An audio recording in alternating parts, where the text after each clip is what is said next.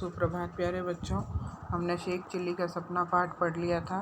आज हम इसका सार या दोहरान देखेंगे और उसके बाद हम प्रश्न उत्तर करेंगे।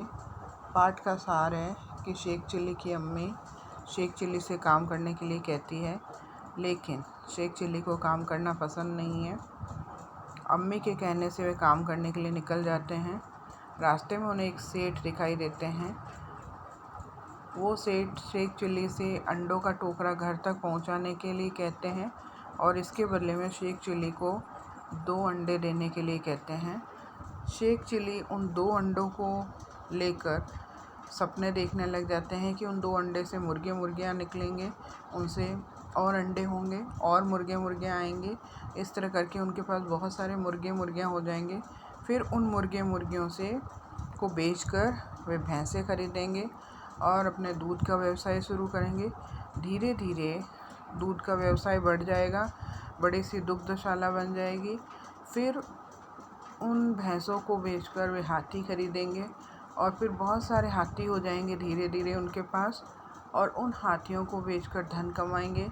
इस धन से वे हीरे खरीदेंगे। उस हीरे को राजा महाराजाओं को बेच कर के वे महल खरीदेंगे। फिर वे विवाह करेंगे और विवाह के पश्चात उनके बच्चे होंगे और बच्चों को बहुत लाड प्यार से रखेंगे। लेकिन जब बच्चे उनके सिर पर चढ़कर उनको परेशान करेंगे तो वे उनको इस तरह से झटक कर गिरा देंगे। ऐसा सोचते ही शेख चिल्ली ने अंडों का टोकरा झटक कर गिरा दिया। अंडों का टोकरा ज़मीन पर गिरा और सारे अंडे टूट गए। सेठ आग बबूला हो गए और वो शेख चिल्ली को डांटने लगे। लेकिन शेख चिल्ली उन्हें कहता है, आपके तो सिर्फ 100 रुपये के अंडे ही टूटे हैं, लेकिन मेरा तो मुर्गी घर, दुग्धशाला और महल और सारे सपने टूट गए हैं। तो ये सपना हमने देखा शेख चिल्ली का। अब हम इस पाठ को पढ़ने के बाद इसके प्रश्न उत्तर की तरफ बढ़ते हैं। सबसे पहले शब्दार्थ में पहला है अम्मी। अम्मी यानी माँ। अम्मी माँ। तकदीर किस्मत। तकदीर किस्मत। हालत स्थिति। हालत स्थिति। दुग्धशाला जहाँ दूध मिलता है। दुग्धशाला जहाँ दूध मिलता है। तो अम्मी माँ, तकदीर किस्मत, हालत स्थिति और दुग्धशाला जहाँ दूध मिलता है। प्रश्नोत्तर, सेठ क्या पकड़कर परेशान था?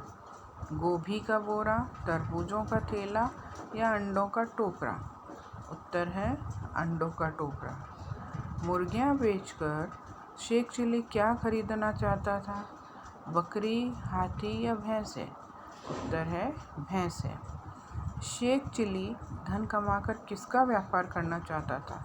हीरों का, कपड़ों का या लकड़ियों का? हीरों का। बच्चों, आज हम इतने ही प्रश्न उत्तर करेंगे। अगले प्रश्न उत्तर के लिए अगली क्लास में चलेंगे। Thank you.